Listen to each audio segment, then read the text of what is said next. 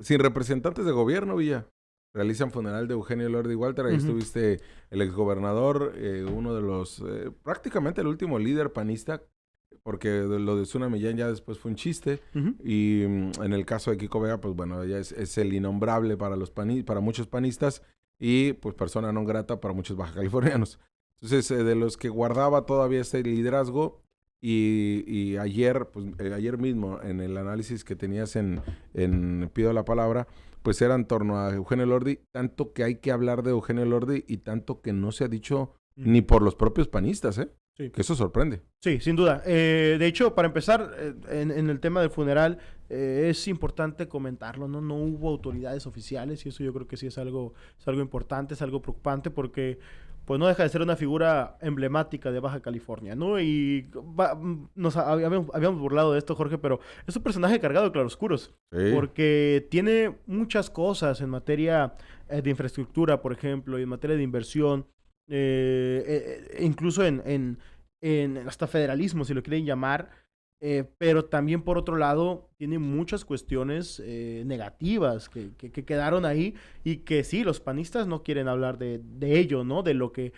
arrastra la historia del gobierno de Eugenio Lordi Walter por los 6 años que tuvo. Y uno de los temas, ayer puse el programa de Pido la Palabra del Villa para dormirme a las 3 de la mañana. Con toda la tranquilidad y la paz. A las 3 de la mañana dije, tengo que poner algo para dormir. No es cierto. No, ayer estaba revisando, ahí tuviste a Antonio Eras y al Gerson Martínez y a Héctor Ibarra. Fue una parte del programa. Quiero hablar de Bonilla y terminaron hablando de esto, ¿no? Y al final hablamos de Bonilla después, pero el primer bloque fue de Eugenio Lordi. Fíjate que uno de los temas que se le reconoce a Lordi era el tema financiero, pero dentro de sus claroscuros, Eugenio Lordi fue el que inició con la deuda pública de Baja California. Así es. Entonces, crédito japonés y todo esto. Así que usted diga finanzas, en lo interior, pues sí trabajó en ciertas zonas, sin duda alguna, y fortaleció las finanzas del Estado, pero a partir de la deuda pública, ¿eh? O sea, ni los gobernadores, ni Terán, ni gobernadores panistas, nadie, no tenían esta deuda pública. Pero bueno, eso fue dentro de los claroscuros, ¿no? Hablando sobre lo que significó Lordi. Lo mismo que la obra pública, porque decíamos, esta famosa vuelta inglesa que no sirvió para nada, y hoy lo evidencia el gobierno de María del Pilar, que no sirve para nada, ¿no? Y que de hecho quien la hizo fue precisamente el secretario de Sudurda actual. Exactamente. El secretario de Sudurda, no, esa cosa que hicieron no sirve. Pues tú la hiciste. Y la hiciste hace como 15 años, o sea. Es que éramos menos habitantes. Pues sí, pero ustedes ya sabían, porque gran parte de esos negocios son precisamente de ese sector de gobierno. Nada más a los de Tijuana hay que se recuerdan ellos mismos del Boulevard 2000, ¿no? Ándale, recuerden el Boulevard 2000 y cómo cuando vas entrando te agarran a pedradas ahí o te avientan piedras y picos ahí la gente. Y que curiosamente panistas se hicieron dueños de todos esos grandes terrenos, ¿no? De esa zona. O sea, básicamente fue el esquema, ¿no? Y de hecho, pues, gran parte de la zona Cetis, la zona dorada, también es precisamente parte de este tipo de cuestiones con la visión empresarial que ya se tenía para el crecimiento de ese punto, ¿no? También hablaban, compañero Gerson, del tema de la seguridad. Pero también hay que recordar que había muchas cuestiones en seguridad que las administraciones de Eugenio Lordi o la administración fue manchada, ¿no? Una de ellas, por ejemplo, Carmona Añorbe, es posterior, o sea, quien está preso por delincuencia organizada y este tipo de cuestiones. Y número 2, que fue su director de Seguridad Pública. Número 2, Antonio Martínez Luna, que fue hasta exhibido en un video. O sea, sí tuvo muchos grandes aciertos. Yo sí creo que es el último estadista que ha tenido Baja California, pero también tuvo muchas cosas de las que es importante mencionar. Yo ahí sí difiero. Yo no creo tanto que sea estadista, pero sí un líder político del panismo y de Baja California, un referente de los gobiernos de Baja California a nivel nacional. Eso que después ya no se tuvo, ¿no? Y que le ha costado trabajo a Marina del Pilar tenerlo, por ejemplo. Que se pudo tener con Jaime Bonilla, por el peso que tenía con el presidente Andrés Manuel. Pero se desaprovechó por temas personales e intereses propios.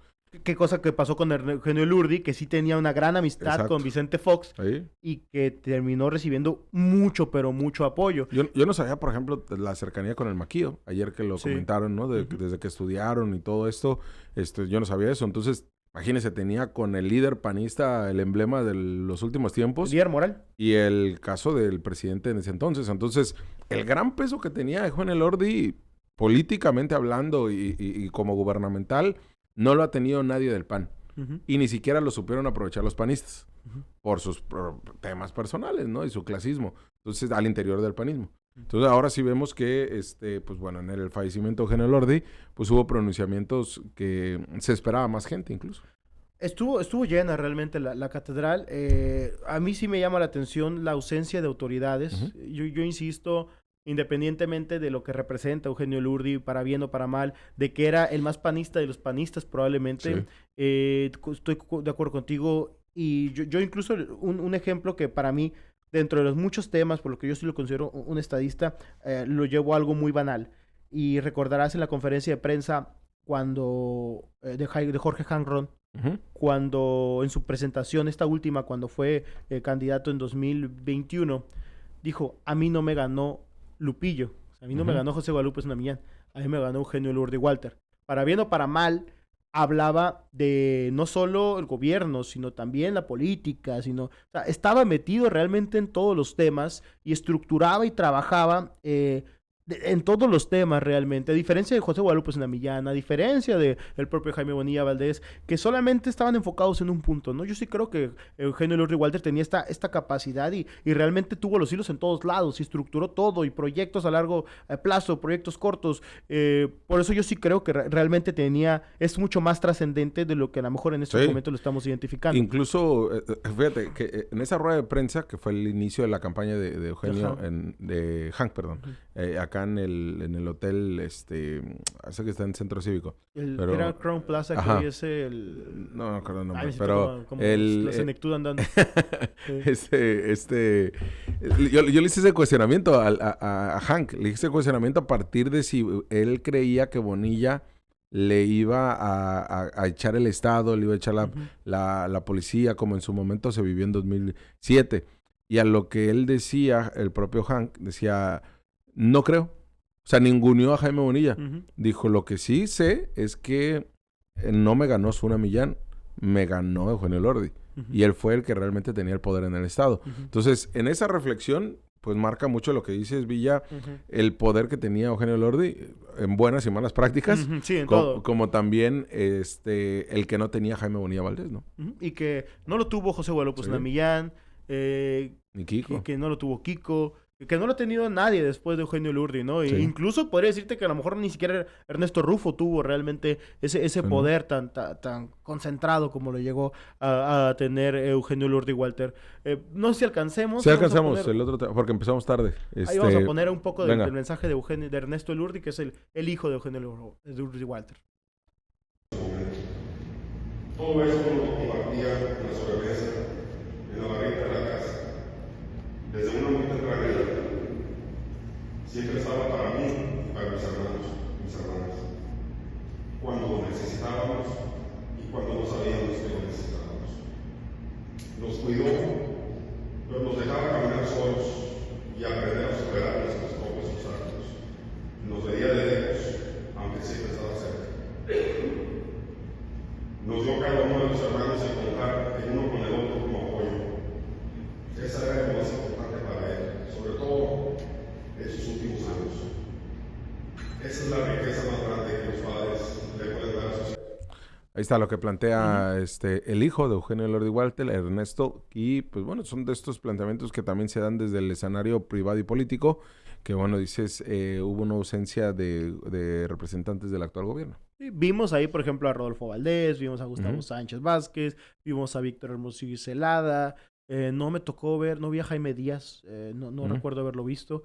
Vi obviamente el David Maldonado, que ya sabemos que fue su secretario particular, Héctor Ibarra, había muchas personalidades del PAN. No vi, de hecho, a Arturo Espinosa Jaramillo, que fue su secretario de SIDUE en ese entonces, y que hoy trabaja con la administración de Marina del Pilar y no se presentó tampoco, por mencionar algunos. Te hablamos de frente. Entérate de lo que sucede en el epicentro informativo con nuestro análisis de capital importancia.